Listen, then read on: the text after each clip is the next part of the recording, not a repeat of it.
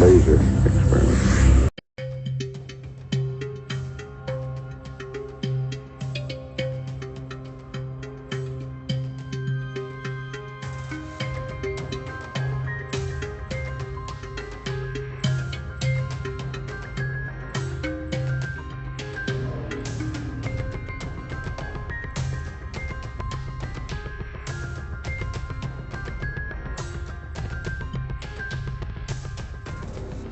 Free energy. The desire of mankind is to have at their disposal free and unlimited quantities of electric power. This energy must be cleanly produced, which means no centralized power plants with all of their disadvantages, but rather, preferably, decentralized without any environmental harm and only as needed. Instead, the world of energy is currently such. What the world requires is a change, for the price of energy is too high. As such, we do not worry about money, but rather environmental harm and war. If we, as humans, want to have a future on this planet, then we must produce our energy cleanly and freely. We need energy from the quantum field. This is space energy that is all around us. The quantum energy generator, here a prototype, is a device with unimagined potential. It has been available for a long time, but just now are the plans available for everyone, without patent rights. This should, of course, call for worldwide enthusiasm. It should form spontaneous, fully new synergies amongst research groups that have not yet existed. One gets the impression that the year 2014 is the beginning of a long-awaited energy revolution. The QEG can now be developed for daily use. But first to the roots. Nikola Tesla is generally known as the greatest inventor of all time, as even Albert Einstein said of him. We can, for example, thank Tesla for alternating currents. Among his 700 patents are a dozen devices that he described as electric generators or dynamos. It is striking that he always spoke of reactive power, the apparent power of alternating energy, and of resonance. Our modern space energy research is based on the numerous patents from Tesla. One of his most famous discoveries is arguably his space energy converter, with which he made a Pierce arrow into an electric car. How his converter functioned remains to this day a secret. Tesla's most famous quote is, "In space there is energy, and we know with certainty that this energy is kinetic. Then it's only a matter of time until men will be successful to join his machinery with the very wheelwork of nature." Later, other inventors took these thoughts and invented other devices that are very similar to the QEG.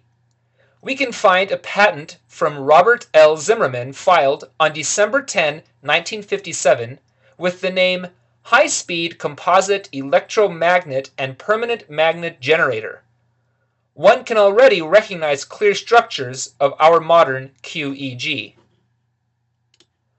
On April 22, 1975, we can see a patent from John W. Eklund under the name Permanent Magnet Motion Conversion Device. Here also one can clearly recognize the core ring with 4 poles and the rotor. It is not entirely out of the question that a few individuals built these devices earlier, and indeed we know of one, Timothy Thrapp. In a video published in the year 2008, by the organization WITS, he explained that he had built a quantum energy generator that can draw 40,000 watts, or 40 kilowatts, of power. He demonstrated very impressively how he separated the main power cord from the drive motor and could, by flipping a switch so that the generator would feed back its own energy, still supply additional kilowatts. more energy comes out of the generator than put in. In this case, by Witts is for the drive motor only 1 kilowatt needed. More on that later.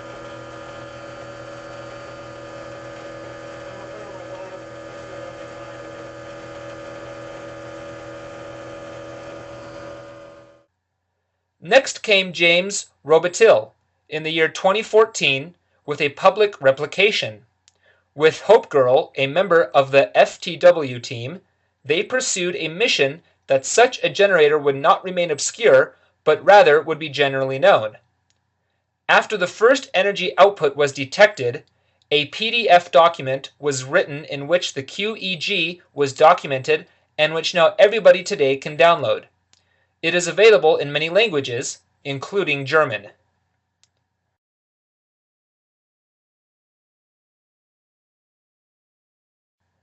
This generated hype. Everywhere in the world, diligent researchers jumped on the bandwagon. First, there was a prototype in Taiwan and then in Morocco. Parallel to this are hundreds, even probably thousands of groups that are today currently in development. China is of high interest. The Chinese take the project very seriously. They have 1,000 QEG engineers in their country to further develop this. It is likely that from there will come the next stage of the energy revolution. One cannot, of course, build the QEG with the PDF document alone. Additionally, one requires fundamental engineering knowledge of transformer technology, medium voltage technology, frequencies, and so forth. Certainly some parts could probably be built in a well-equipped workshop by a hobbyist, but other parts have to be manufactured by industrial machinery. It is thus essential to find the right company. So what actually is quantum energy? How does such a generator work? Nobody can say with 100% certainty at the moment. It is possible that the QEG works as an undamped electromechanical resonance circuit, specifically a parametric oscillator. A parametric oscillator is a harmonic oscillator with time and material dependent parameters, i.e., natural frequency and damping. This way, an oscillator can be supplied energy in order to increase the amplitude of the vibration. The method of power supply is called a parametric excitation, in this case, for example, by the rotational speed of the rotor. It acts by a parameter-excited vibration with the aim to produce a resonance. Whether it is the use of this mysterious reactive power is not certain.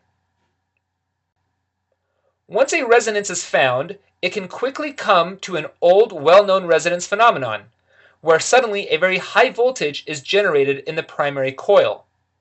We can now speak of the coupling in the quantum field of energy. One could maybe also call it neutrino power or space energy. For this reason, the apparatus has been given the name quantum energy generator, QEG for short. From now on, the energy of the secondary coils transforms down and feeds through inverter consumers, as well as, of course, the drive motor of the QEG itself. This view calls forth an important question. Why do we still use fossil fuels or nuclear power if this technique has been known since the late 19th century? To make it short, I'll use a biblical quote. The love of money is the root of all evil. J.P. Morgan, pictured left, who funded Nikola Tesla for a long time, prevented Tesla's inventions with the statement that he would have nothing to do with a device of free energy because you cannot connect it to a counter. From then on there was only the curse of war for oil and other resources. This sort of thinking has run throughout history until today. It has always been the rich and powerful that have prevented that. Literally hundreds of inventions mysteriously disappeared either through patents or physical threats. The US itself has provided more than 5,000 patents under wraps. PES Wiki, one of the largest and most important knowledge databanks about free energy on the internet, provides a fairly good list of suppressed inventions. Among them are many inventors that were listed as put out of the way and murdered. In general, big energy corporations, banking corporations, and secret societies are always behind these scandals. The QEG has the potential to break this curse and bring more free energy devices. The QEG is only the beginning. Regarding science today, we'll let the scientists speak for themselves. Werner Heisenberg, a physicist and philosopher, is considered together with Erwin Schrödinger as the founder of quantum mechanics. He said, "Science does not describe or explain nature easily, as if it was about itself.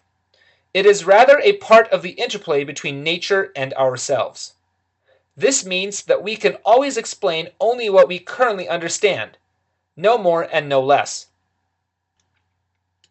Max Planck said, "A new scientific truth does not enforce itself in such a way that its opponents are convinced and agree as instructed, but rather because its opponents gradually die out and the growing generation becomes familiar from the outset with the truth." And finally, Professor Dr. Walter Nagel, a GEN biologist, who unfortunately has no picture here. "Science, and not only, is an extremely conservative and dogmatic thing. Each confirmation of a paradigm is welcome, and every innovation is long rejected. The search for truth will exceed the instinct of obtainment, including self-preservation. Therefore, new findings usually only go through when hitting a sufficient number of researchers in the same breach. Then the system of thought falls over, there is a scientific revolution, and new paradigm replaces the old. Conclusion: no schoolboy, no student, but also no scientist or layman should believe in definitively proven facts, even if it is presented in textbooks." That's a pretty blunt deduction for the established scientific community that we love to believe in and give all of our responsibilities to. Here in the QEG, again and again, the old voices are raised, just like they were after the perpetual motion machine, saying that it is impossible, or that energy conservation laws prohibit it, etc. But we have to learn that textbook physics is inadequate to describe the QEG. It will not remain the only open source generator for free energy. Open source is the only thing humanity is really advancing. So it is with all such things. Germany fortunately has some excellent scientists who have already made a good name in research for the free energy and have published very good books. In Germany, there are many active people who concern themselves in their spare time with the core problem of energy. They are true pioneers. Let us listen to an interview Sterling Allen, the operator of PES Wiki, made with Hope Girl.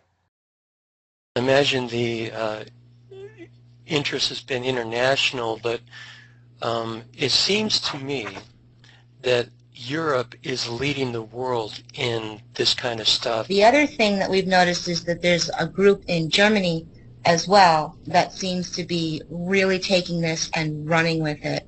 There's some videos out. We haven't even had time to look at them yet, but they're taking these plans very seriously as well, seeing the potential, and we've already received a whole bunch of... Here, as in other countries, there are many brilliant researchers, hobbyists, inventors, and engineers who have taken up the cause of QEG.